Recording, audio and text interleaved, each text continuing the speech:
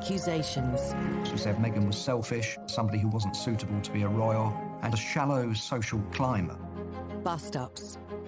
And every family keeps quiet about where their skeletons are. This family hasn't. They've brought their skeletons out and they've dragged them through the streets.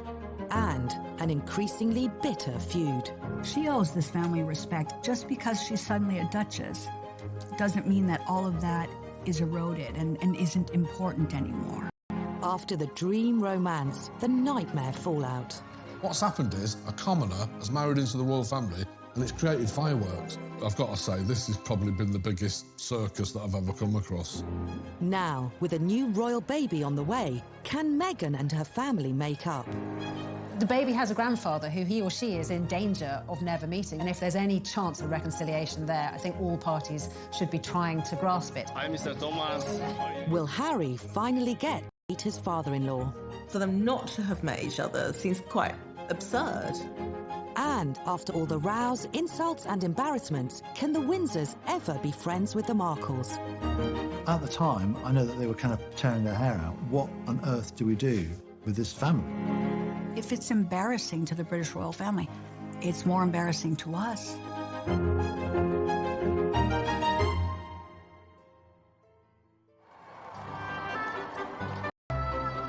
May 19th, 2018, and the world's media descend on Windsor for the UK's biggest social event of the year. The marriage of Prince Harry to American actress Meghan Markle. It attracted VIPs from around the world, A-list celebrities, and generations of royals from the Queen downwards. But among the 600 guests in the chapel, just one member of Meghan's family was present, her mother.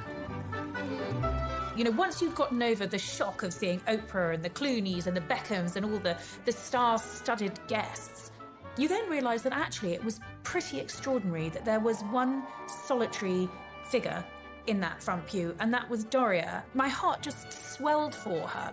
I just thought, what an incredible woman you are. But I also felt very, very sad for her, and I thought it was just extraordinary that there was no other family member there. I found it just, unfathomable. Meghan herself arrived alone.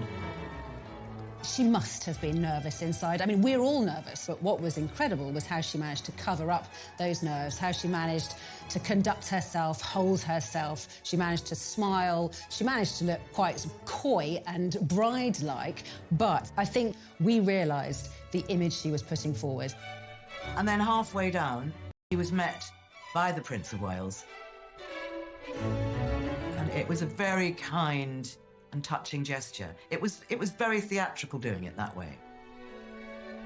I don't think Charles filled in any sense in the emotional support. I think it was more of a practical walking up the aisle. Someone had to walk her up the aisle. He was doing something, stepping into a situation where it should have been her father.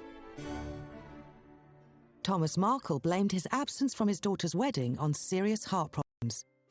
He's since recovered, but their relationship has not.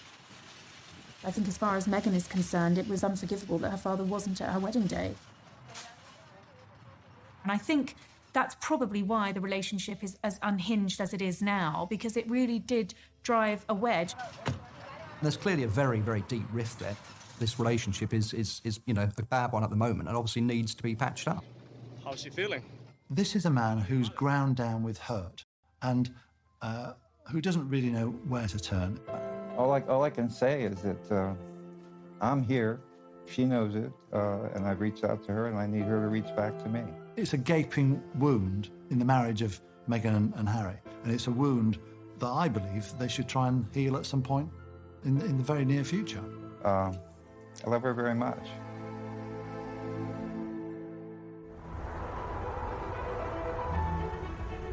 The public split between father and daughter was as quick as it was surprising. Ever since achieving fame, Meghan had gone out of her way to praise her upbringing in Los Angeles. You know, at the end of the day, I'm really just proud of who I am and where I come from. She had a very happy childhood. Both of her parents were very committed to her, to them as a family unit, and so she herself paints a picture of a pretty happy childhood. And actually, if you talk to members of Meghan's family, they will tell you that Doria and Thomas did everything they possibly could to support their daughter. I think our dad was very integral in her imagination, her development. He was very funny and creative. They were very, very close. I would say, you know, not more so than her mom was, but in different ways, maternal and paternal ways. But my dad has a fantastic sense of humor, so he could easily make her laugh and get involved in stories and playtime in a very theatrical way. I mean, I won't say she didn't have it in herself naturally, but I think it's largely my dad who encouraged her to explore creativity and being an actress. As well as offering his advice and encouragement, Thomas Markles, a lighting director in Hollywood. And following a win on the state lottery, he ensured his youngest daughter had the best education possible. Meghan went to some of the most expensive schools on the planet. She went to the Little Red Schoolhouse, which was attended by all kinds of celebrities like Johnny Depp's kids. She went to Immaculate Heart, a Catholic school, again, quite an expensive school. And then finally, she ended up at Northwestern University, one of the most expensive colleges in America, if not the world. It's something like $70,000 a year to go there. Meg was fast-tracked from being in really good schools. My dad was happy to be able to give her that in her life, to give her that advantage, and so proud of it. And I felt that that was special of him, and he never wanted anything back. He just wanted to see her blossom. After graduating from college, Meghan began a new role as a struggling Hollywood actress. For almost a decade, she auditioned for bit parts in movies, ads, and game shows, until getting her big break in the TV legal drama Suits. Her mother and father had backed her throughout it all. Let's not forget that Meghan, for 10 years of her budding career as an actress, was something of a failure. And you know, she was kind of at 30, over the hill, just about, in Hollywood terms, when she got this gig in Suits. But the fact that she kept on going on, the fact that she went to all these rehearsals and auditions, and without the prospect of work, showed, you know, that kind of determination that her father had imbued in her, and that has propelled her to where she is today. By 2016, Meghan was an international star, with a TV series screened around the world, an army of fans, hundreds of thousands of followers on social media accounts, and her own successful lifestyle website. In June that year, to celebrate Father's Day, she posted a touching tribute to her dad on social media. In it, she thanked him for everything he had done for her. But 2.5 years on, such messages are a thing of the past. Coming up, how her acceptance into the Windsors sparked a war with the Markles.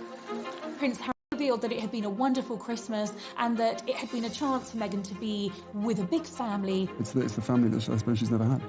I remember listening to that comment and thinking, oh, you're going to ruffle some feathers here. That really lit the blue touch paper as far as the rest of her Markle background.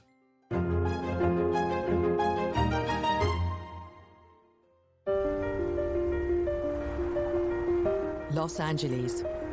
When Meghan was born here in 1981, she was Tom and Doria Markle's only child. But there were others around too. Thomas Markle. He had 2 children from his previous marriage, Thomas Jr. And Yvonne, who later became known as Samantha. They lived with their mother to start with after they got divorced, and he'd moved to California.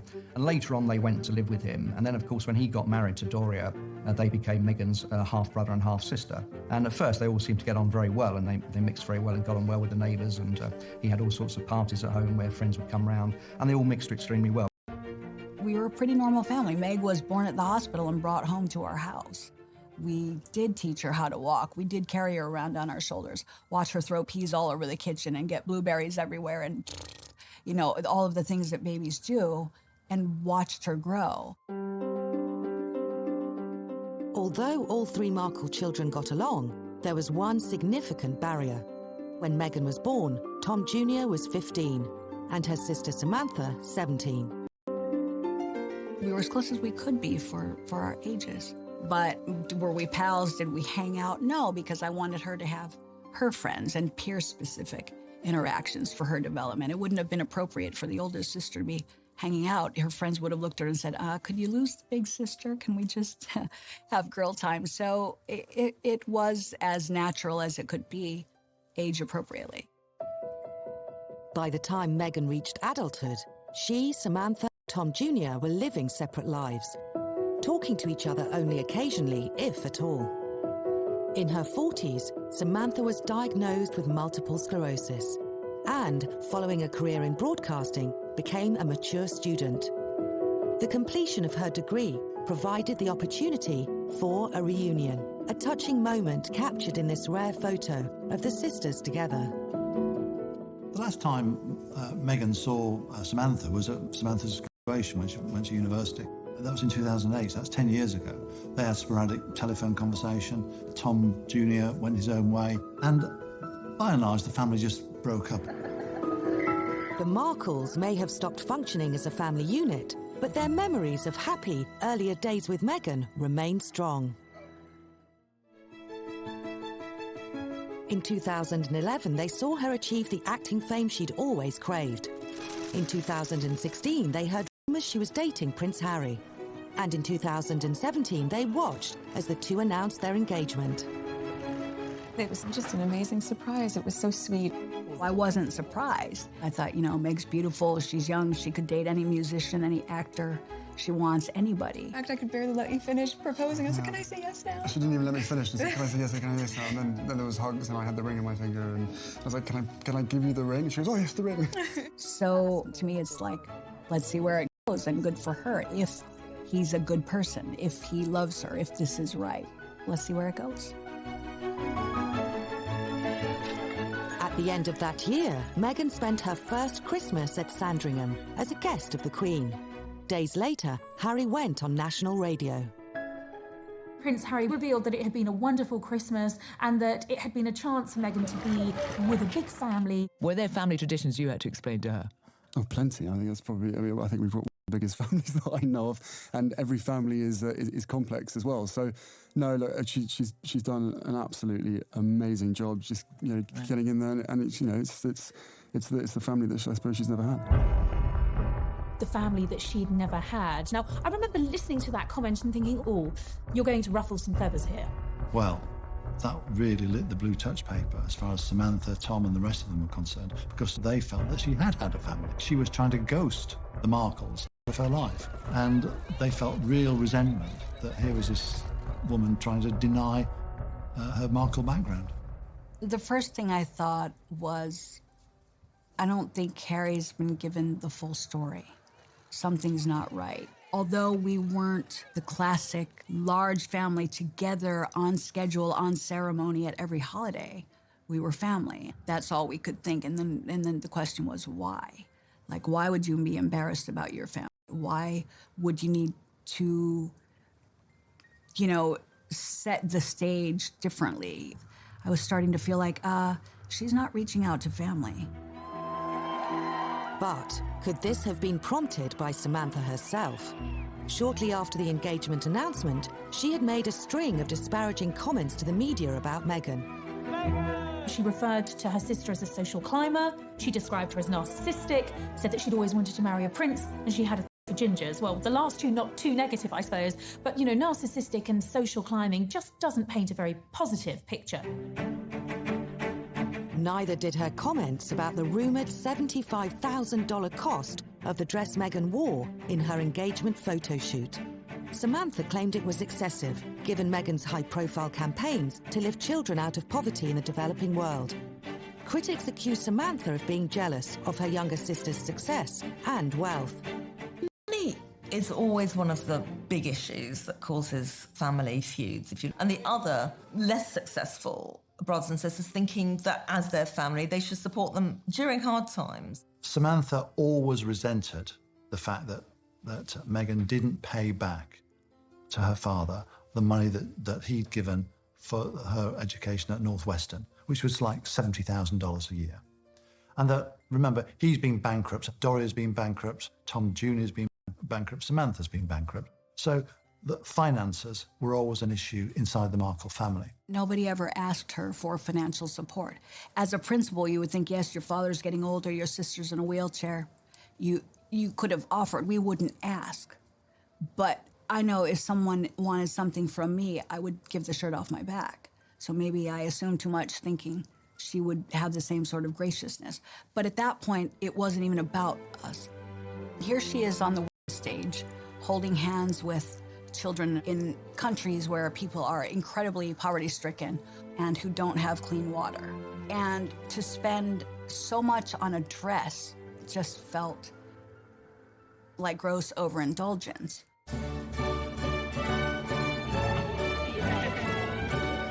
In the midst of this criticism, Meghan had a wedding to plan, but the guest list was causing more family friction.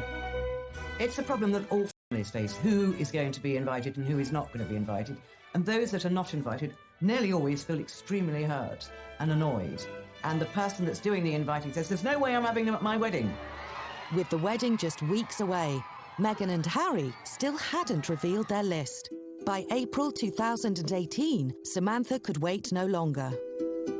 On social media, she expressed how excited she was at the prospect of being invited. It's fascinating, really. You examine that period and the run-up to the wedding, there was this period where they all felt that they were going to get an invitation and they could all go, and then the invitations didn't come out, and that is when the dam of venom really burst.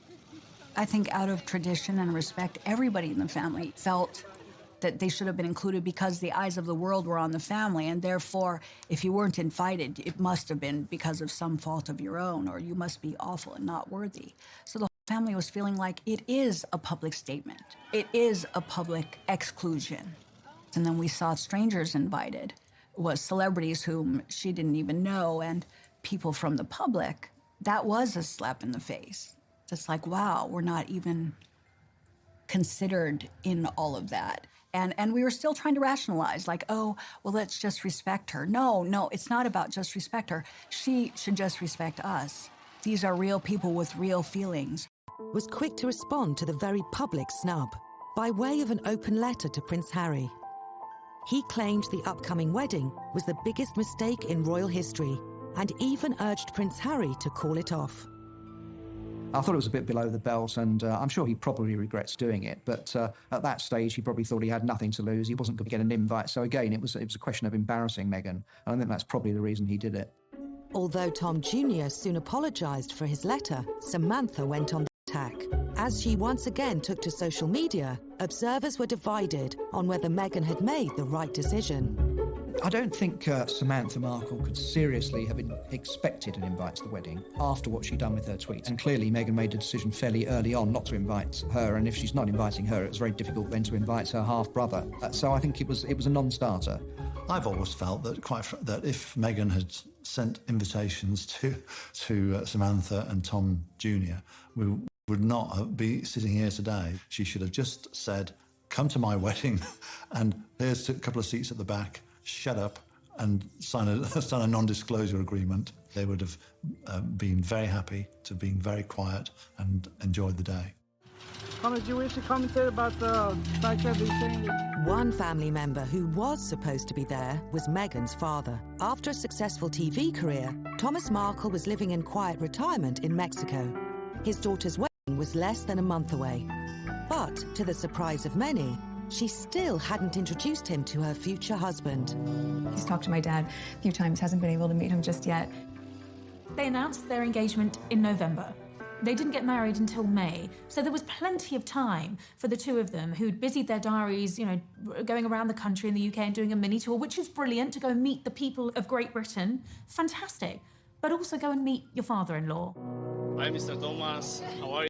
According to friends of Meghan, she did offer her father support, but he refused it. Now the media interest was growing, along with the pressure.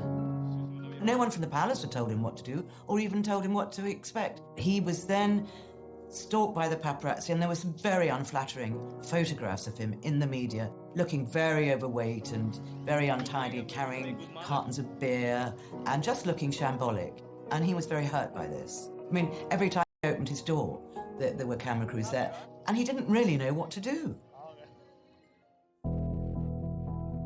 But then, photos of a smarter, better groomed Thomas Markle appeared in the press. They showed him apparently being measured up for a new suit, searching for news about the wedding on the internet, and reading a book about famous British landmarks. I'm just having a look at... Photographer for more than 20 years. It's just so obvious that all these pictures are set up. Nobody reads a book like that. And the book is beautifully positioned at a 90-degree angle so you can crystal clear see what it says, author's name, the whole lot. This is Mr. Markle in an internet cafe looking at Harry and his daughter on the internet. This computer is facing at an angle that way, but it's strategically turned this way because the photographer wants to get what's on the screen. And also, which is even more ridiculous on this, the photographer is actually in the internet cafe. This is Meghan Markle's dad being fitted for a tuxedo for Harry and Meghan's wedding, allegedly. If this picture wasn't set up, the photographer was very, very lucky, because that's the sort of picture that you would get when you go to a model and say, stand there for me and I'll take a picture. Full frontal, full direction, looking straight at the cameraman. It's just a comedy of errors, this setup of pictures. It soon emerged that the photos were staged. Thomas Markle had been working in league with a photo agency, which then reportedly sold them around the world for a six-figure sum. I mean, it was hugely embarrassing for everyone involved. The whole episode would have infuriated Prince Harry. He probably was sympathetic to Thomas, you know, on reflection.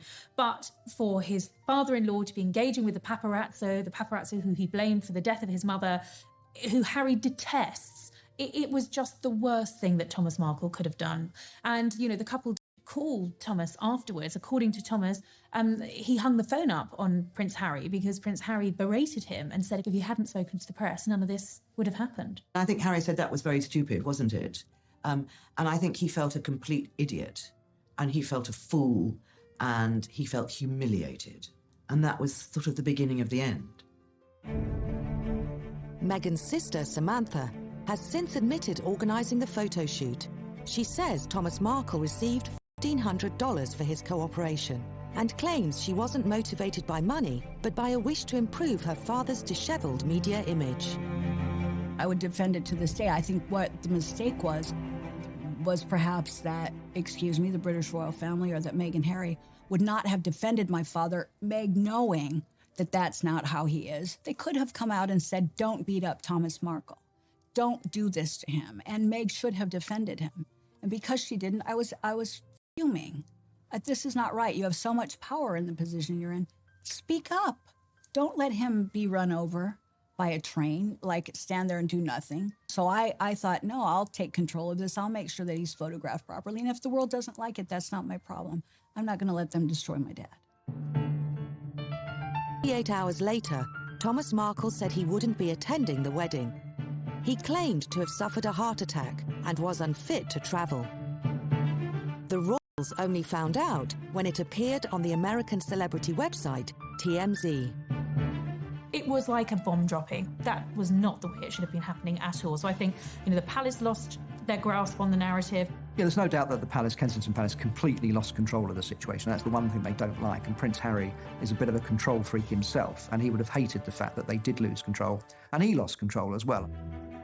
As Kensington Palace called on the media to show respect and understanding to Meghan's father, the couple were once again criticised for not visiting him. I definitely think they should have gone to see him promptly.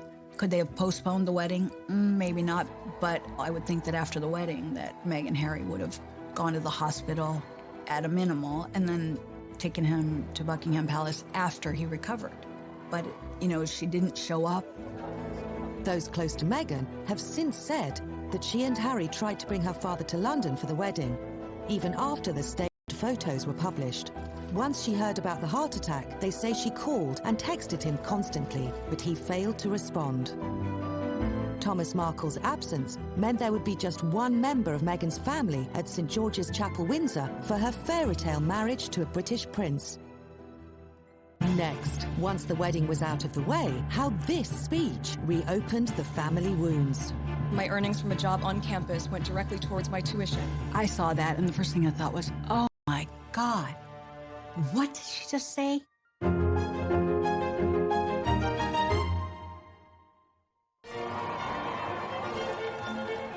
Tradition is at the heart of the royal family. And for hundreds of years, choosing a partner was no exception. In previous centuries, royals always married royals. So they would look for a suitable princess from a European house. And it's really only in this century that the royal family have married out, if you like, and married what we call commoners. The ability to marry outside the blue blood ranks has given the royals the same freedom as others, but also the same problems. And in recent times, none have been as problematic as the Markles. According to Meghan's friends, she was not close to half-sister Samantha or half-brother Tom Jr., and neither were a part of her life before she met Harry. The problem for Meghan has been that the Markles aren't prepared to cut her loose the way that she has cut them loose. And unfortunately for Meghan, they show no signs of going away. Most focus social media posts and media interviews, often in exchange for money. Let's face it, we all have to survive. Money makes the world go round. So if you want to call that cashing in, that's fine. But no one in media would refuse a check for talking about the royals. Samantha now has the status of an official pest. From the word go, she's been very critical of Meghan. Meghan's half-brother Tom Jr. has also given a string of interviews, but not all his media appearances have been by choice.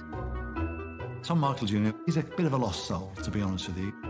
He's been married before to Tracy Dooley.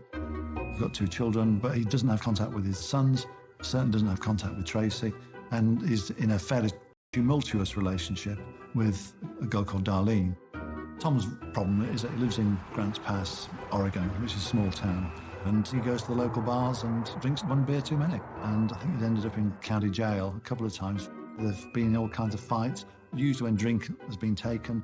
It is not the behaviour that you would expect of someone who's related now to the Queen. While some family members have struggled with the media spotlight, others have tried to turn it to their advantage. They include Meghan's nephew Tyler, son of Tom Jr. He runs a marijuana farm out in America. He's cashing in on it in any way he can. My name is Tyler Dooley. Back in the States, I live on a farm. I cultivate marijuana. His product is called the Markles Sparkle. The family are cashing in both on their notoriety and becoming more notorious. Despite the absence of an invitation to the royal wedding, Tyler still made his way to London for the big day. Other family members, including mum Tracy Dooley and his brother, also made the transatlantic trip.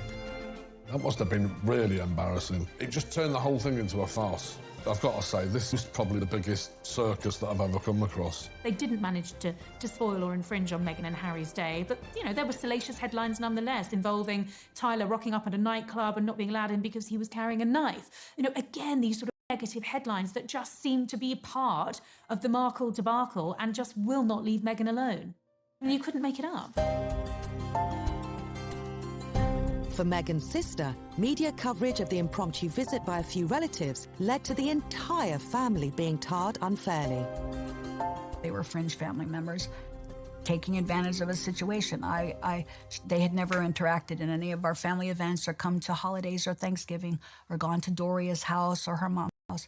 They weren't part of the family. So, it's all of a sudden there's this, we're close.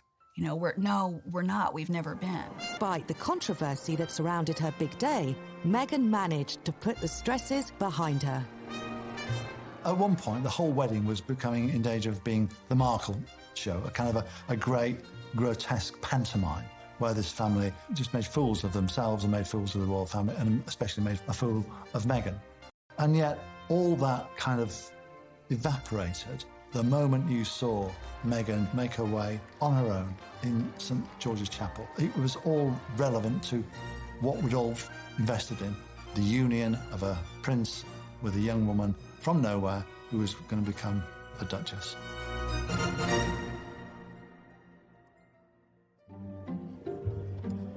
With the wedding and honeymoon over, Meghan began her new life as the Duchess of Sussex.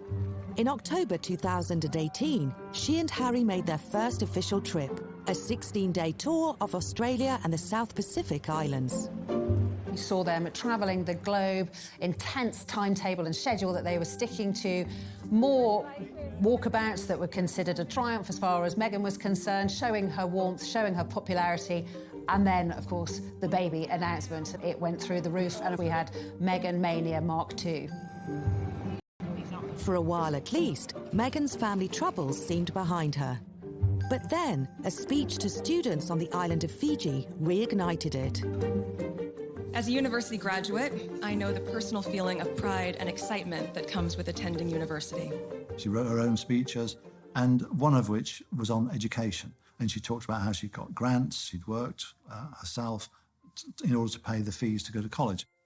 It was through scholarships, financial aid programs, and work study, where my earnings from a job on campus went directly towards my tuition, that I was able to attend university. Not one mention, of course, about her father, who had also stumped up a considerable amount of cash to send her to university. And without question, it was worth every effort. I saw that, and the first thing I thought was, oh my God, what did she just say? Samantha gave Meghan it with all barrels when it came to the fact that her father was not mentioned in this speech. In a series of tweets, Samantha attacked Meghan and her speech. She said any money she earned during college would have been for parties and shoes rather than tuition. I do think that Samantha Markle has got a point, but she's just so unpleasant. I don't see why she feels she's gaining ground by being so unpleasant and telling us things that possibly are true, but we don't really need to know them. The bottom line is, because you're prestigious, you can't get away with just treating people how you want. And there's nobody can tell me through university graduation. Not a check missed, his signature on all of them. Every second of the way was because of my dad. And that she knowingly, now this is, there's no senility involved. This is not a memory lapse. This was blatant disregard and disrespect and cruelty. Unbelievable. As 2018 drew to a close, relations between Meghan and her family seemed to have hit rock bottom, but they were about to deteriorate further. Coming up, Samantha responds for the first time to the letter that's plunged the Markles into fresh crisis. Broken heart? She doesn't have a heart.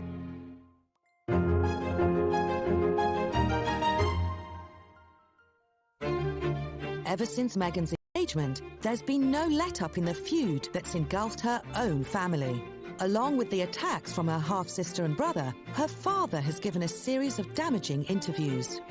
He was quite scathing about the royal family. He said they were like the Stepford Wives. He said they were like a cult. And he said they were a bit like a Monty Python sketch. And he said that the Queen would meet Donald Trump and yet Harry wouldn't meet him. So he clearly was getting quite hurt. And he is deeply hurt. And those sort of comments, of course, come from the heart. But they're not going to help the relationship. Thomas Markle later apologised for his comments and went on TV with an emotional appeal to his daughter. What is your message to her and to Prince Harry, if they're watching? Well, I love you very much. You're my daughter, and I'd really like to hear from you. I just keep asking to respond back to me, and I haven't got any response back. But, as a group of Meghan's friends claimed in February 2019, she had responded in a letter she sent 6 months earlier. We saw revealing private correspondence between Meghan and her father. She had written to him a letter saying, please, can we move on? Can you stop victimising me? And, stop going to the press and so on, which, of course, we know he's got form for doing. Thomas Markle has since gone to the press again, this time to reveal extracts of the 5-page letter. In it, Meghan said she did support him financially. She also accused him of exploiting her relationship with Harry and of fabricating stories. He branded the letter as hateful. That letter was strategic. It was so elegantly written and contrived. She was basically saying that, you know, my dad had been a liar, that I was a liar. Meghan claimed that Thomas hadn't reached out to her in any way since the wedding. He has text messages on his phone galore. She was not contacting him, so it doesn't matter what her letter says. Meghan criticised Thomas for reading the tabloid stories about her and believing what she branded as lies. She claimed many of these lies were manufactured by Samantha, who she said she barely knows. There are a lifespan of pictures and experiences together, so maybe it's convenient for her that in her mind she doesn't know us because she doesn't want to, because she wants center stage as being a self-made woman. She accused her father of doing nothing as Samantha spread false stories about her. I wasn't maliciously lying. I was pointing out what the world was already seeing. I pointed out that humanitarians don't treat their father coldly. Was that a lie? No, because the world watched it happen to my dad, and the world watched her do it. Meghan's friends dispute this, saying she personifies elegance, grace, and philanthropy. She claimed her father's behavior had left her with a broken heart. She doesn't have a heart, or she would have been doing everything she could to make him comfortable and reciprocate and be loving and gracious and make sure he's comfortable in his old age. So broken heart? No, his heart's broken. She can't turn herself into the victim here. When contacted about the content of this program and the statements made by Samantha Markle, Kensington Palace declined to provide a comment. The continuing feud within Meghan's family is potentially damaging to her new one. Along with the other members of the so-called Fab Four, she's come to represent the modern face of the royals. They have an image to protect, an image guarded by one woman in particular. The Queen has seen her own fair share of scandals within her own family. So the whole situation with the Markles is not going to have her sort of turning away in disgust. But it's not the image the royal family want to have. And she realises that it does have the potential to negatively impact on the couple. And what's not to say that Thomas won't turn up at an official engagement? If that's the only way he feels he's going to be able to get through to his daughter, if he's well enough to do it, it's something he might well consider doing. You know, and that's when it's going to cause potential embarrassment for the royal family. And the Queen will not want any more embarrassment when it comes to the Markles. With all due respect, you know, I can't say how she sees things or whether or not she feels she should intervene, but she certainly is the matriarch of Great Britain and of the British royal family. She might want Harry to handle this on his own, being the man, and he should. Because if it's embarrassing to the British royal family, it's more embarrassing to us. If the Queen can't bring peace to the warring Markles, the arrival of Meghan and Harry's first child just might. When a family has a new baby, you want your baby to know their grandparents. So even if you are a stranger, you don't get on with your parents, that is the moment when you know that that grandparent-grandchild relationship ought to be given a chance to thrive. Prince Charles has developed a close bond with his 3 grandchildren. With the 4th due in April, it'll be Meghan's decision whether to allow another grandfather into his or her life. The baby has a grandfather who he or she is in danger of never meeting. And if there's any chance of reconciliation there, I think all parties should be trying to grasp it. While family feuds are nothing new, none have been as public as this one. With the eyes of the world on her and her family, will Meghan ever be able to mend her relationship with her father? If she doesn't reach out to her father when she's had her baby, that relationship will never be repaired, will never resume. Under a sensible scenario, Meghan would have her first child, and at some point her father would come and see the baby, see Meghan, and for the first time meet Harry, and then go on his merry way back to Mexico. That's the sensible solution, but as we've discussed, there's nothing sensible about the House of Markle when it meets the House of Windsor.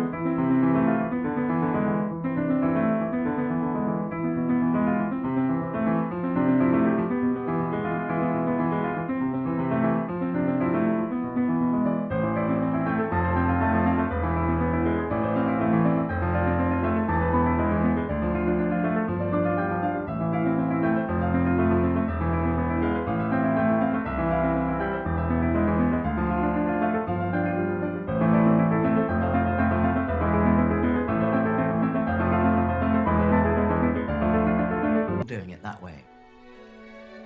I don't think Charles filled in any sense in the emotional support. I think it was more of a practical walking up the aisle. Someone had to walk her up the aisle. He was doing something, stepping into a situation where it should have been her father. Thomas Markle blamed his absence from his daughter's wedding on serious heart problems. He's since recovered, but their relationship has not.